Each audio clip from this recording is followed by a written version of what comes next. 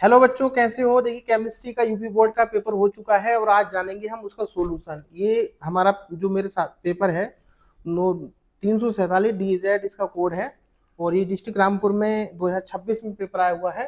Paper आपके सामने है और देखिए सबसे पहला प्रश्न यहाँ पर दे रखा है इन्होंने, पराशर दाब यानी पी पी को यहाँ इन्होंने पाई से लिख दिया है। पाई की गणना के लिए कौन सा सूत्र प्रयोग में लाया जाता है। चार ऑप्शन दे रखे हैं इन्होंने, चार में से सही कौन सा है हमें ये बताना है। तो देखिए सबसे पहले आपने ये पढ़ा होगा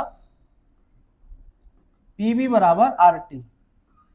अगर हम एन मोल्स की बात करें, 4 एन मोल्स तो क्या हो जाता है फिर ये फॉर्मूला पीवी बराबर NRT। ठीक है। अब कहीं यहाँ पर पी का मतलब ऑस्मोटिक प्रेशर है और कहीं कहीं पर ये पाई से डिनोट करते हैं तो इसको पाई भी मान के चले आप। ठीक है। अब देखिए यहाँ पे मैं बी को इसके बटे में ले गया तो हो गया N/B और RT। N/B यानी मोल्स बटे वॉल्यूम क्या होता है, कॉन्सेंट्रेशन के बराबर होता है। तो मैं इसको क्या लिख सकता हूँ, P बराबर CRT लिख सकता हूँ। तो यहाँ पर देखो P बराबर CRT, P तो नहीं है लेकिन पाई है, और जबकि P ऑस्मोटिक प्रेशर को मैं पाई से भी लिख सकता हूँ।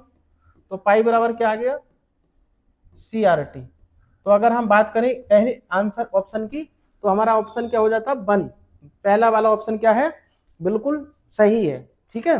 तो इस तरीके से आप पहला ऑब्जेक्टिव हमारा सॉल्व। अब बात करते हैं दूसरे वाले की।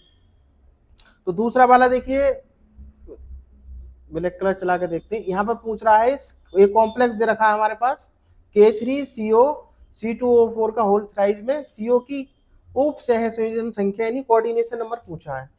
तो इसको मैं यहीं पर सॉल्व करता हूं। देखिए कॉम्प्लेक्स क्या है हमारा, K3 कोऑर्डिनेशन स्फीयर CO और C2O4 का होल थ्राइज में क्या कराना है, हमें CO का ऑक्सीडेशन नंबर निकालना है। तो जब हमें ऑक्सीडेशन कोऑर्डिनेशन नंबर निकालना है तो इसके लिए निकालने के लिए हमें इनका कोऑर्डिनेशन नंबर पता होना चाहिए। जैसे पोटेशियम का कितना होता है, +1, और ये ऑक्सीलेट ग्रुप है, ऑक्सीलेट ग्रुप यानी C2O4 और इसका कोऑर्डिनेशन नंबर होता है -2। जब हमें ये दोनों बातें पता है तो हमें क्या कर लेना है, इसका निकालेंगे हम। अब देखिए कैसे, के कितने 3, तो 3 गुणे 1 प्लस CO को मैंने क्या मान लिया x प्लस, और C2O4 कितने 3 है तो 3 गुणे -2 बराबर किसके चलेंगे हम 0 के। सॉल्व कर लो, 3 ही कम 3x और 3 दूनी 6 माइनस का बराबर 0। x बराबर जो माइनस का है वो प्लस का हो जाएगा, प्लस वाला माइनस का, तो x की वैल्यू कितनी आ गई +3। तो हम देखेंगे 3 है प्लस का 3 है, देखिए 3 4 5 6 यानी सही ऑप्शन यहाँ भी क्या है, ऑप्शन ए यहाँ पर सही हो जाएगा। ठीक है। तो इस तरीके से हम आगे बढ़ते हैं थोड़ा सा। अब इसको हम ले लेते हैं आगे। प्रश्न नंबर इसमें अब देखिए 3 है, थोड़ा सा इसको, हाँ देखिए अब प्रश्न नंबर 3, ये थोड़ा सा मुझे इरेज करना पड़ेगा। अब प्रश्न नंबर 3 देखिए आप, निम्नलिखित में संक्रमण धातु नहीं है। प्रश्न को सही से पढ़ना बहुत जरूरी है, यहाँ पर नहीं पूछ रहा है। तो नहीं के लिए आपने यहाँ पर देखा, देखिए कॉपर है और क्रोमियम है, आयरन है और फिर सोडियम है। तो देखो अगर आपने ब्लॉक सही से पढ़े होंगे SPDF तो आपको ध्यान से देखना पड़ेगा।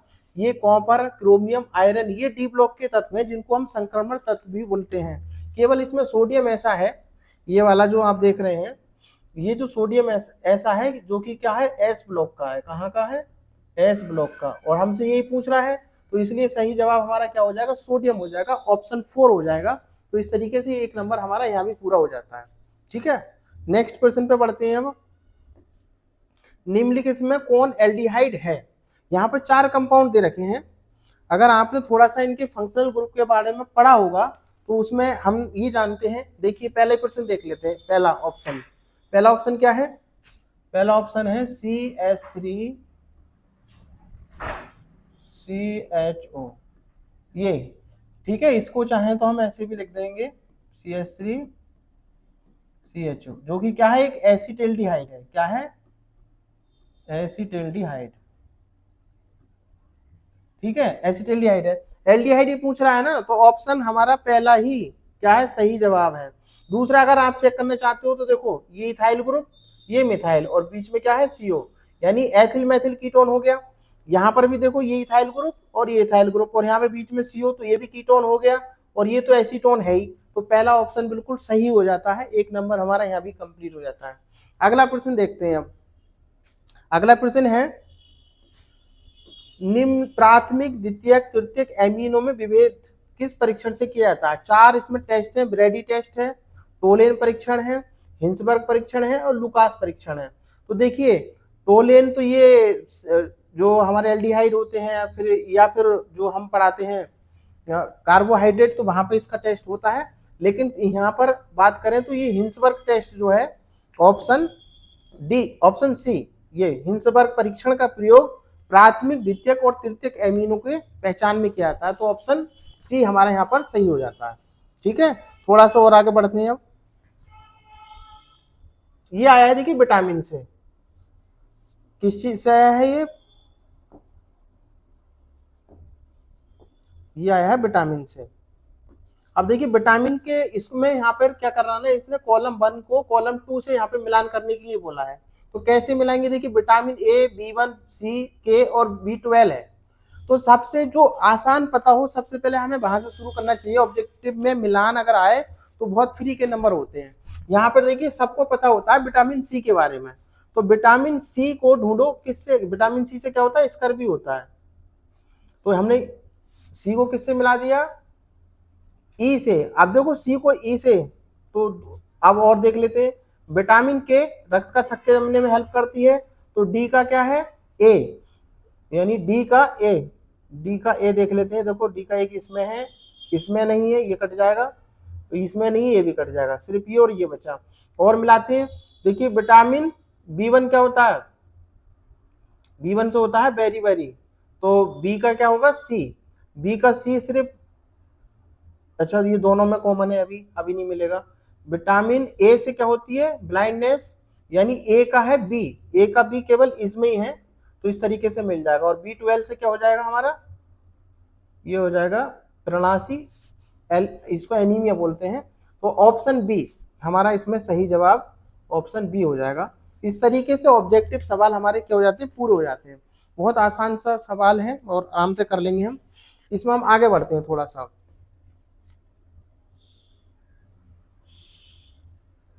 ये इंग्लिश में आ गया है, इंग्लिश वाले बच्चे इंग्लिश में पढ़ सकते हैं।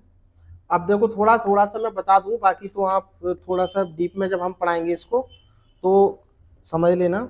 लेकिन यहाँ पर अब ये इन्होंने क्या पूछा है, आदर्श विलयन क्या होता है, आदर्श विलयन की विशेषताओं को उल्लेख कीजिए। जब हम विलयन चैप्टर पढ़ते हैं तो उसमें हम एक राउल्ट का नियम पढ़ाते हैं। आपको क्या पढ़ाते हैं, राउल्ट का नियम। तो राउल्ट के नियम पढ़ाते वक्त हमने कुछ बातें वहां पे लिखाते हैं। तो अगर आइडियल सॉल्यूशन हमसे पूछ रहा है, क्या पूछ रहा है हमसे, आइडियल सॉल्यूशन, तो यहां पर एक नियम पढ़ाया जाता है आपको, राउल्ट का नियम। राउल्ट, RAULT, ये L है, T, राउल्ट्स लॉ, राउल्ट का नियम पढ़ाया जाता है। तो हमें सिर्फ ये, जब आइडियल और नॉन आइडियल सॉल्यूशन पढ़ते हैं तो हमें ये बोलना है कि वे विलयन जो राउल्ट के नियमों का, यानी किसी भी सांद्रता पर या तापमान पर राउल्ट के नियम का पालन करे, तो उसको हम क्या कहते हैं, आइडियल सॉल्यूशन कहते हैं। जैसे फॉर एग्जांपल की बात करें, बेंजीन और टोलुइन अगर मैं ले लूं, यहाँ पर बेंजीन एंड टोलुइन, अगर ये दोनों का हम मिक्सचर ले लें तो किसी भी कॉन्सेंट्रेशन और तापमान पर ये पूर्णतः राउल्ट के नियम का पालन करता है। तो हमसे इसने डेफिनेशन पूछी थी, एग्जाम्पल लिख लेते। तो ये हमारा ये एग्जाम्पल हो गया, और डेफिनेशन में क्या लिखते हैं कि वे विलयन जो कि किसी भी सांद्रता और तापमान पर राउल्ट के नियम का पूर्णतः पालन करे, उनको आदर्श विलयन कहते हैं। तो ये हमारा डेफिनेशन हो जाता। अब आगे इसने विशेषताएं और पूछी हैं, तो विशेषताओं में हम कुछ बात यहाँ पर अगर बता देते, 3 से 4 बातें, तो ये हमारा कितने नंबर में है, 2 नंबर यहाँ पर पूरे हो जाते हैं। जैसे पहली विशेषता ये हो जाती, ये विलयन राउल्ट के नियम का किसी भी सांद्रता पर क्या करता है, पालन करता है। तो ये पहला तो हो जाता इसका राउट के नियम का पालन, राउट्स के नियम का पालन, के नियम का पालन। दूसरा क्या हो जाता, दूसरा ये हो जाता कि डेल्टा एच मिक्सिंग जो होती है, डेल्टा एच मिक्सिंग बराबर क्या होती है, 0।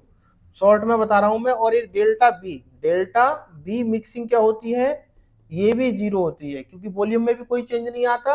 और डेल्टा एच क्या होती है, एंथैल्पी होती है, यानी उष्मा होती है, ना तो इसमें उष्मा उत्सर्जित होती है और ना ही एब्जॉर्ब होती है। तो यहाँ पर दोनों ही क्या हो जाते हैं, ये 0 होते हैं।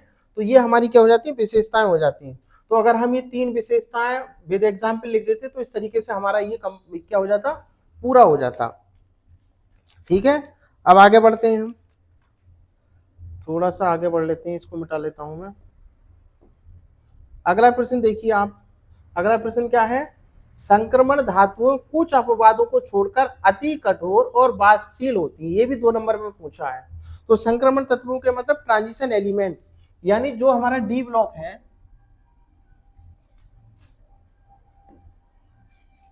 ये जो डी ब्लॉक है इसको क्या बोलते हैं हम, ट्रांजिशन एलिमेंट या संक्रमण धातुओं बोलते हैं, ट्रांजिशन एलिमेंट या संक्रमण धातुएं।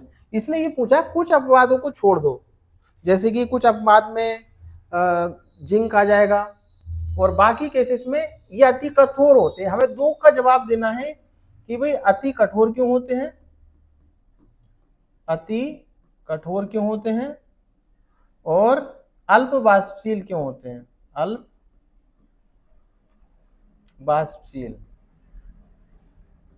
तो इन दोनों का जवाब हम देने के लिए हमें सिर्फ यही बताना पड़ेगा कि देखिए ये जो है धातुओं के बीच में सह संयोजक मेटेलिक बॉन्ड जिसको बोल देते हैं, बंध बनता है, जो कि एक मजबूत बंध होता है, बॉन्ड होता है। मजबूत बॉन्ड होने के कारण इसको अगर हम क्या करेंगे, मेल्ट करेंगे तो इसको ज्यादा एनर्जी की जरूरत पड़ती है। तो इससे पता चल जाता है कि हमें ये अति कठोर होती है। एक कारण और होता है, कुछ अपवादों को छोड़ दें तो इनमें अनपेयर्ड इलेक्ट्रॉन पाया जाता है। क्या पाया जाता है, एक अनपेयर्ड इलेक्ट्रॉन पाया जाता है।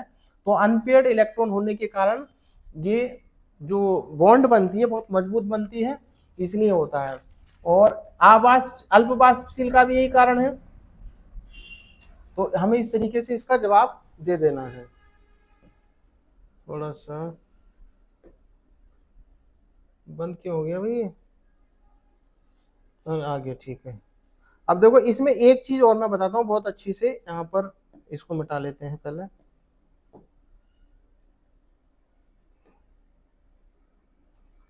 IUPAC नाम पूछा है यहाँ पर, ये हमें बहुत आसानी से हम बता सकते थे। एक तो है यहाँ पर CO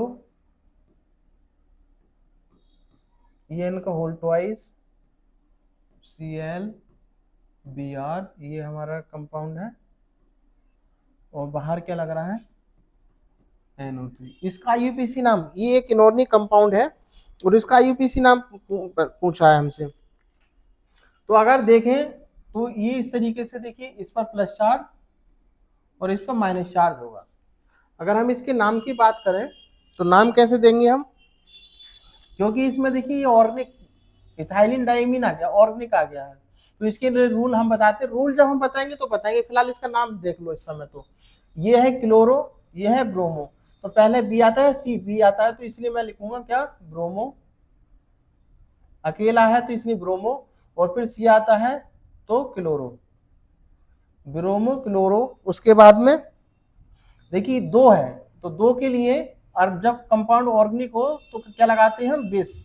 3 होता तो क्या लगाते हैं, ट्रिस। तो बिस, और एन को शॉर्ट में लिख दिया है, क्या है ये,